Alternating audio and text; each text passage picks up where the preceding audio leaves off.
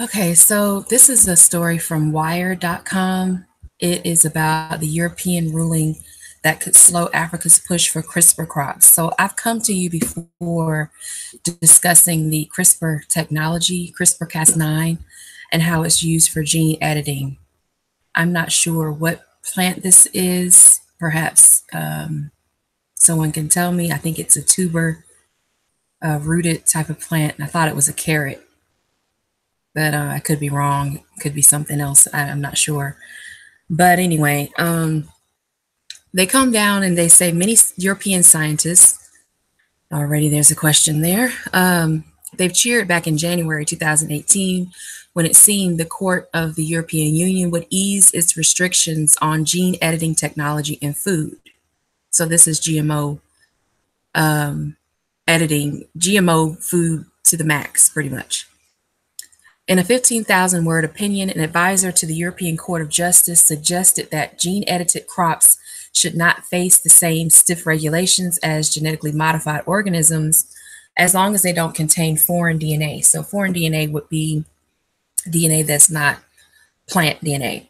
So, putting animal DNA or viral, bacterial, fungal DNA into a plant, it would be considered foreign DNA.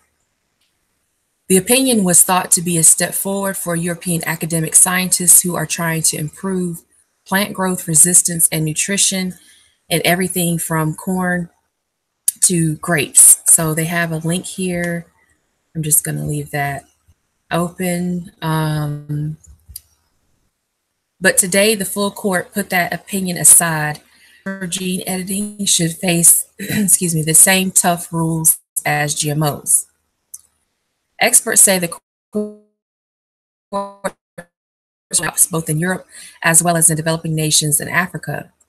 This proves how stupid the European system is for regulating GMOs, says Stefan Jansson, professor of plant physiology at Sweden's Umeå University. He says many of us have tried to change things in the last 10 years with meager success. When it comes to things like this, people listen to organizations like Greenpeace more than they listen to scientists, and I'm not surprised.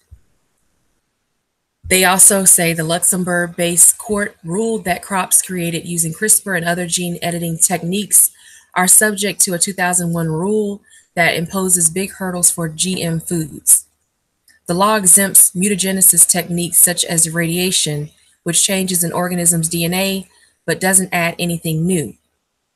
But it will apply to CRISPR and other gene editing techniques that use a form of molecular scissors to cut out bits of genetic material from the genome.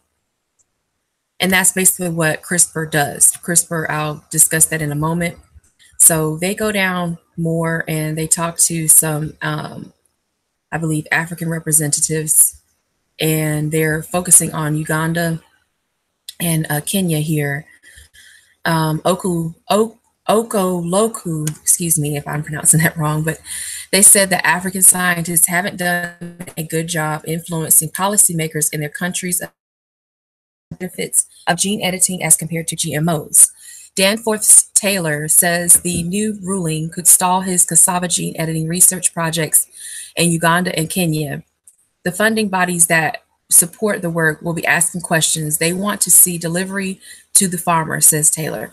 There are hundreds of millions of small farmers who could have gained from that technology, and that is now less likely. So you have a back and forth, you have a disagreement between the effects of GMOs compared to the effects of CRISPR-Cas9. The issue with CRISPR-Cas9 is that it is sometimes permanent, and the thing with GMO is that it is reversible in some cases. However, they both provide positive and negative. I think they both provide advantages and disadvantages to the crops that you want to provide for people. The fight is really going to come down to money. And I think a lot of the scientists that are in Africa are afraid to present the risk and benefits of gene editing for CRISPR compared to GMOs because they live in a country that is already being ravaged economically and politically as well. They don't make the policies there. They are only under the subjugation of many of the white European policymakers. So I can understand how they are less likely to speak up about some of the benefits of CRISPR. I would say if they focused on that would probably help them out better, especially when you have patients that already have a disease that they're presenting with. But when you're talking specifically about general crops and general foods to be given to a wider population, that's where you get in trouble. But there is a article here from Wired as well. What is this? Okay, so it's an ad. Excuse me for that. So there's an ad there. So this is another one. Is from July 17th, 2018. CRISPR can speed up nature and change how we grow food. I'll leave this link also in the description box or the comment section. So here is how CRISPR-Cas9 works. You have genomic DNA shown here that's unraveled by a Cas9 enzyme that is attached with a guide RNA and your PAM sequence. I forget exactly what this acronym means, but your PAM sequence, which is a activator sequence on the DNA, and you have a matching genomic sequence here. So you put your guide RNA in with your DNA of interest that you want to put in or you want to knock out. And if you want to knock out the gene, then you'll have a stop codon that comes in and stops the replication of that piece of DNA, that gene. So you won't have more. After you've put in your guide RNA and you have your editing done genetically, which is a natural occurrence within the DNA strands itself, you have your donor DNA that's put in to repair this sequence. Your editing can be used here. They show human cells, zebrafish, and even bacterial cells. So your PAM sequence is a very small piece of the DNA that you want to change. So you can either have a short PAM sequence or a long PAM sequence. A short PAM sequence comes when you want to overexpress a gene or knock a gene out.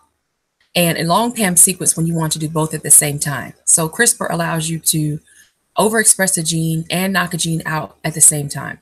That's the difference when it comes to comparing CRISPR-Cas9 to GMOs.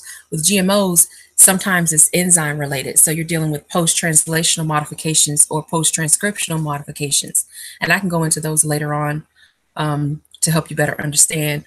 But there are other tabs here, and you can go straight to these links if you would like. But I simply go to Google images and I type how CRISPR-Cas9 works with images. Very simple to find. It's not a secret. I don't keep secrets about how I search for things from anybody. And they'll show you exactly what they do, how they do these mutations. It's up to you to determine if this is a good or bad thing. I'll leave it open for interpretation. You guys let me know what you think in the comment section. Like, comment, share, subscribe. For those of you who are not subscribed, please hit that subscribe button. Don't forget to hit the notification bell, and I'll talk to you in the next one. If you're able to support my channel, please do so, and I'll see you all later. Have a great day.